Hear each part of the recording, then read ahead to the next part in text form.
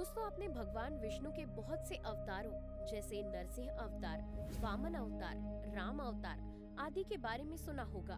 पर क्या आप जानते हैं कि भगवान शिव ने भी बहुत सारे अवतार लिए हैं, जिनमें से एक है वृषभ अवतार। ये अवतार किसी साधारण कार्य के लिए नहीं, बल्कि भगवान विष्णु के पुत्रों का वध करने के लिए लिया गया था।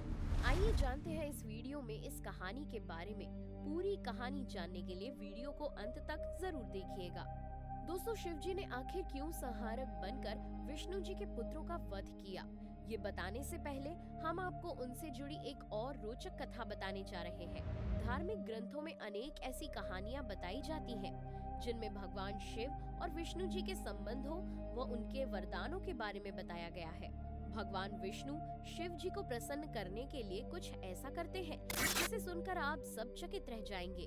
आपने जब भी भगवान विष्णु को देखा होगा या उनके बारे में सोचा होगा, तो विष्णु जी के हाथ का सुदर्शन चक्र आपको हमेशा याद आता ही होगा। पर क्या आप जानते हैं, ये सुदर्शन चक्र उन्हें स्वयं शिव जी ने जगत के कल्याण हेतु विष्णु जी को प्रदान किया था। शास्त्रों के अनुसार एक बार जब दैत्यों के अत्याचार बहुत ही ज्यादा बढ़ गए थे, तो सभी देवतागण विष्णु जी के पास आ जाते हैं और समस्या का समाधान करने के लिए प्रार्थना करते हैं। तो इसके लिए भगवान विष्णु ने कैलाश पर्वत पर जाकर शिव जी से प्रार्थना की। शिव जी को प्रसन्न करने हेतु भगवान विष्णु शिव जी की उपासना करते हैं। ये कोई साधारण उपासना नहीं, बल्कि शिव जी के अलग अलग 1000 नामों के साथ उनकी स्तुति की। साथ ही शिव जी के प्रत्येक नाम के उच्चारण के साथ एक कमल का फूल परमेश्वर शिव को अर्पित करते जाते हैं। पर शिव जी भगवान विष्णु की परीक्षा लेने का सोचते हैं। इसके लिए वो उनके द्वारा लाए गए 1000 कमल के फूलों में से एक फूल को गायब कर देते हैं। ये कार्य वो ऐसे करते हैं कि स्वयं भगवान विष्णु भी ये समझ नहीं पाए कि फूल कहाँ चला गया। परंतु विष्णु जी तो शिव जी के परम भक्त थे, इसलिए पूजा पूरी करने के लिए वो उस गायब हुए एक फूल को ढूंढने का प्रयास करते हैं। परंतु जब उन्हें वो फूल नहीं मिलता, तो विष्णु जी स्वयं अपना एक नेत्र निकालकर परमेश्वर शिव को अर्पित कर देते हैं। भगवान विष्णु की इस अनन्य भक्ति को देखकर शिव जी अत्यंत प्रसन्न हो जाते हैं और उनसे वरदान मांगने के लिए कहते हैं। दोस्तों, भगवान विष्णु द्वारा एक नेत्र अर्पण किए जाने पर शिव जी उन्हें एक नया नाम देते हैं। क्या आप जानते हैं कि वो नाम क्या है? कमेंट करके जरूर बताएं। फिर भगवान विष्णु ने शिव जी से एक ऐसे शस्त्र का वरदान मांगा जिसकी सहायता से वे देवगणों को दैत्यों के प्रकोप से मुक्त कर सकें। तो फिर शिव जी ने विष्णु जी को अपना सुदर्शन चक्र प्रदान किया। इस प्रकार विष्णु जी ने सुदर्शन चक्र की सहायता से ही सभी असुरों का संहार किया। तब से ही सुदर्शन चक्र विष्णु जी के साथ हमेशा के लिए जुड़ गया। दोस्तों, अब हम आपको बताते हैं कि शिव जी ने वृषभ अवतार लेकर किस प्रकार विष्णु जी के पुत्रों का वध किया। भगवान विष्णु के बहुत से अवतारों में से एक है मोहिनी अवतार। शिव पुराण के अनुसार जब देवताओं और राक्षसों के बीच समुद्र मंथन हुआ, तो देवताओं को विष और राक्षसों के हाथों अमृत लग गया।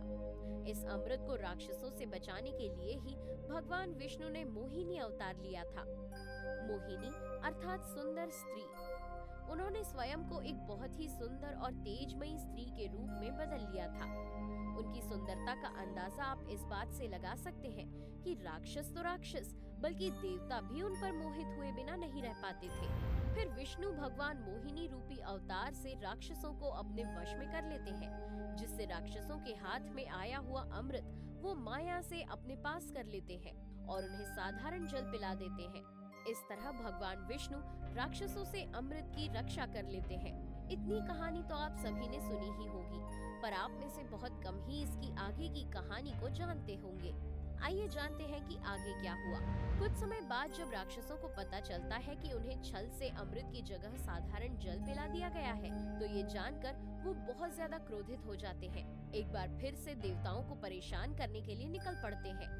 विष्णु जी को जब ये पता चलता है, तो वो राक्षसों का संहार करने के लिए निकल पड़ते हैं। राक्षस ये सब देखकर घबरा जाते हैं और वापस पाताल लोक की ओर लौटने लगते हैं। लेकिन विष्णु जी का क्रोध इतना भयंकर था कि वो पाताल लोक में भी राक्षसों का संहार करने के लिए निकल पड़ते हैं और वहां जाकर अपने सुदर्शन चक्र से सभी राक्षसों का अंत कर देते हैं। पर वहां जाकर विष्णु जी देखते हैं कि इन राक्षसों के अलावा वहां बहुत सी अप्सराएं भी हैं जो राक्षसों की कैद में थी। पर विष्णु जी के वहाँ आ जाने से वो सब आजाद हो जाती हैं। दोस्तों, आपको बता दें कि ये सब वही अप्सराएं थी जिन्हें भगवान शिव से विष्णु जी को स्वामी रूप में प्राप्त करने का वरदान प्राप्त था। ये सब देखकर तो यही लगता है कि ये सब भगवान शिव की ही माया थी, जिससे उन अप्सराओं को दिया गया वरदान सत्य सिद्ध हो सके। इसके बाद भगवान शिव अपनी माया से विष्णु जी को उन सभी अप्सराओं का स्वामी बना देते हैं, जिससे विष्णु जी वैकुंठ छोड़कर पाताल लोक में निवास करने लगते हैं। फिर कुछ समय बाद वो अप्सराएं विष्णु जी के पुत्रों को जन्म देती हैं। पर आश्चर्य की बात तो ये थी कि उन पुत्रों में विष्णु जी के गुण ना होकर सभी गुण राक्षसों के जैसे थे और उनकी प्रवृत्ति भी राक्षसों जैसी थी। फिर बड़े होते होते उनकी ये प्रवृत्ति और भी ज्यादा घातक होने लगी। उन्होंने अब तीनों लोकों में उत्पात मचाना आरंभ कर दिया, जिससे सभी देवता बहुत ही ज्यादा परेशान हो गए और इस समस्या को हल करने के लिए भगवान शिव जी से प्रार्थना करने लगे। जब भगवान शिव ने देवताओं की करुण वेदना सुनी तो उन्होंने विष्णु जी के पुत्रों का वध करने का निर्णय लिया और इसके लिए वो वृषभ अर्थात बैल अवतार को धारण करते हैं। फिर वो इसी वृषभ अवतार में विष्णु जी के सभी राक्षस प्रवृत्ति के पुत्रों का वध कर देते हैं। लेकिन विष्णु जी को जब ये पता चलता है कि एक मामूली से वृषभ ने उनके सभी पुत्रों को मार दिया है, तो वो अत्यंत ही व्याकुल हो उठते हैं और उस वृषभ को मारने के लिए निकल पड़ते हैं। फिर जब विष्णु जी और वृषभ अवतार में शिव जी एक दूसरे के सामने आते हैं, तो उनके बीच अत्यंत भयंकर युद्ध होता है। कोई भी नहीं जानता था कि इनमें से कौन विजयी होगा या किसकी हार होगी। विष्णु जी भी अभी शिव जी की ही माया में रहते हैं और वो उस वृषभ को एक मामूली सा पशु मानकर उनसे युद्ध करते रहते हैं। फिर समान शक्तियों के बीच युद्ध होते होते जब विष्णु जी के ऊपर से शिव जी की माया का असर कम हो जाता है, तो विष्णु जी को पता चलता है कि वो कोई मामूली वृषभ नहीं बल्कि भगवान शिव है। फिर वो अपने सभी अस्त्र शस्त्र फेंक देते हैं तथा शिव जी से अपने इस कार्य के लिए क्षमा मांगते हैं।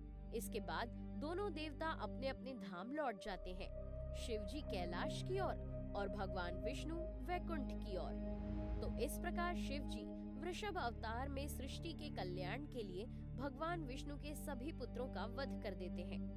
तो दोस्तों, क्या आपको शिव जी के वृषभ अवतार के अलावा किसी अन्य अवतार का नाम पता है? कमेंट करके जरूर बताइएगा। वीडियो पसंद आया हो तो इसे लाइक करें और साथ ही चैनल को सब्सक्राइब करें। Thanks for watching.